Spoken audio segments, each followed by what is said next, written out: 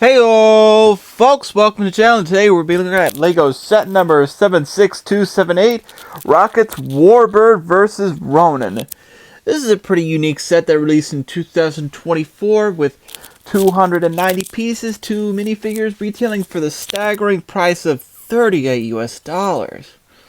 Oof. This is a pretty unique set with a couple of cool figures, although one of them is exclusive while the other isn't, but let's save all the talk about the vehicle and the figs and all that to their separate parts, and let's get straight to it. And here we have the Warbird ship, which is a really nicely built ship. It kind of reminds me of Taserface ship from the Guardians 2 line, and maybe that's the same type of vehicle, but at the same time I've yet to watch Guardians 2. Which the sizing is almost kind of like the Guardians 2 Milano set, but the Guardians 2 Milano set had a lot more, and it was of course bigger, but still. I do love the color scheme on here with the dark blue, white, as well as the orange and sometimes red. You can see up top, you kind of got the Ravengers logo on top, which it's really nicely built on there. I do like the use of some of these slow pieces, which are pretty uncommon. You can see on the sides of the wings, you got these like trans blue circles with the sparkles. I do love those sparkly trans pieces. You do got a similar piece on the bottom, but they're not sparkly, but they are a trans light blue. You can see the bottoms, there's not a whole lot going on, of course, but you could see the stud shooters, which we'll get to that shortly, as well as a bit of thrusters on the back, too. I imagine what these studs are meant to be. I doubt they're extra studs, because why would they put them in like that? You also got some more thrusters on the back, of course. You can see from the side here, which you could take a look at it from the side here, which does sit pretty well with how it's built and all that. You can take a quick look at the cockpit inside, which there's honestly not a whole lot, but there is a printed slope piece, which is meant to be like the controls and all that, as well as like 2 studs right here meant to be the seat, which I do kind of wish that the seating was built a little bit better, as well as maybe there was another seat, since in the movie the chair was a lot more advanced, as well as there was 2 seats, but at the same time you can only do so much with so little space, and even then it was only Rocket in the ship, so yeah. Which Rocket is actually able to fit pretty well in the cockpit. You just gotta sit him on the studs like so, and there you go, he's in the ship, as you can see, which is pretty cool. I do kind of wish there was like maybe a little bit better seating, as well as a thing to hold his weapon, but still, it's nice that he's able to fit in there and pilot it like so. But yeah, this is really nicely built. You do got 2 spring-loaded launchers, as well as 2 mega stud shooters. I'm not sure what they're exactly called, but I'm just going to refer to them as mega stud shooters. So you got like a little over 14 projectiles to fire with this. This vehicle is just loaded with a lot of weapons. Since this is related to Rocket Raccoon, you could say this is real firepower. No? Ah, come on. I thought that was pretty clever. But as per usual, we're going to test fire. We're going to see if I can have it shoot my hand. And I missed, and I'm going to have to collect that, and as well as at the camera. Don't worry, you guys aren't going to get hurt. And I'm going to have to look for that one. And we're going to do the stud shooters, which is going to be an even bigger mess. So let's go. Before we do that, let me show you how this works. You kind of got to like turn it. I might as well do the same with spring-loaded shooter, but you already saw that, but still. You just got to turn these little dials to get them shooting like so. Like that. Surprisingly, I got all the studs right here. Well, most of them. I'll find them later. And now let's show you from the front. Pow, pow, pow, pow. Good luck for me to look for those. Well, but hey, you guys are entertained, aren't you? But yeah, let's get the spring-loaded shooter. Let me find that real quick. How these spring-loaded shooters work is pretty simple. You just gotta like put them in this little thing. You can see right here, the light gray and dark gray piece. You just push them in, and then you simply just gotta push down it like so. Well, you gotta do a little more than that. Pow. Look at that. Now that's real firepower. Yeah, I'm not sure what else I have to say about this vehicle aside from it's really well built. I do like how it's done. I do love the colors and all that. The back and the bottom's pretty barren, but still but despite being barren, I do think the bottom and back is really well built. I just really like how this is done, and I kind of do hope we get more Guardians 1 based sets with the whole Infinity Saga making sets off of older movies, because I know people, including myself, would like something based off of Captain America the First Avenger, or Captain America the Winter Soldier, just to name a few. But yeah, it's really nice that we get this set, as well as the minifigures that come with it, and I just really am glad that we got this. Speaking of minifigures, let's take a look at those, shall we? For the first of our minifigures, we of course got the main man himself, Rocket Raccoon. First raccoon I ever tried Dorito.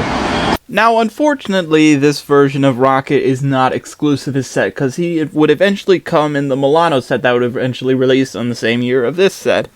But nonetheless, this is still a pretty cool minifigure. You got Rocket Raccoon in his Ravager attire. You can see his torso. He's got some dark red, as well as gunmetal printing, as well as his dark red legs. This is our first time getting Rocket Raccoon based off the first Guardians movie in his brown color scheme rather than his gray that he used to have. You can see a little bit of the back. Let me remove the tail to show you the back better. So you can see, real nice stuff. And if you look, he's got a bit of a cute little smirk right there. Real nice stuff. I do think this is a really solid Rocket Raccoon figure. I'm not sure exactly what I would add to it. Maybe a unique facial expression, but if there are two things I would change, it would be, I feel like maybe he could have used some dual molded legs. Like I could feel, I feel like it could be half red and half reddish brown, like his fur. And the other thing is his gun. As you can see, he uses a basic generic gun, which, as you can see, he's just got that one cylinder piece attached to this gun piece, which is alright, though if I recall correctly, he didn't have any tiny guns. All the guns he had in the movie were big. Heck, in the Escape to Nowhere set from the original Guardians wave, he had a large gun. Maybe it was a bit oversized, but still, it was pretty large, and I think if we had a gun like that in this set, he would be perfect. But otherwise, I think this is a pretty good figure. I'm glad we're getting updated versions of the old figures. I do hope we get more updated Guardians figures, whether it be Gamora in her black outfit, or perhaps an updated Groot based off the first Guardians movie. I do feel like those would be some good figures to add, as well as Rocket in his orange jumpsuit from the beginning of the movie. I do feel like we could just use minifigures like those, because that would be a real nice addition to everyone's collection, and it would be nice to get a remake of some iconic figures and all that. Speaking of remake of iconic figure, why don't we take a look at our next minifigure, shall we? And for our next and last figure of the set, we have Ronan the Accuser. And I gotta say, it's quite a surprise to get him after so long. We haven't gotten a Ronan the Accuser minifigure since our very first Milano set. And this is a pretty cool figure. Now that being said, he does have flaws, and he's not perfect, but he is still good. He has some improvements, but also some things he could have improved on. I'm trying to show you him as best I can. I don't know how to get rid of the glare of the camera. I'm just trying to show you guys the best. As you can see, he's got a blue skin tone. I do believe this is lighter than the old version, as you can see here, and let's take the hood off so you can get a better look at the face, which he does use those purple eyes, as you could see, for his pupils, which is real nice. You could see he's got a bit of mouth. You might think the gray line on him is his mouth. I know up top it's his eyebrows, but no, it's above his mouth, because if you look on the back, he's got a more enraged expression, as you could see, which that's real nice with his facial painting and all that. And as you can see, he's got a really unique cape that fits him well, which I do like how they give him a unique cape rather than a generic cape. Let's move the cape aside so you can get a better look at the back printing, which is real nice. Look at that. Yeah, and you can see that his torso and such is well detailed and printed and all that. And he's also got his iconic hammer, which, if I recall correctly, last time it was done all black, but now it's just a gray color, which I think that's a bigger improvement compared to the old version. Which, speaking of the old version, I do think there are some things that the old version did better than this.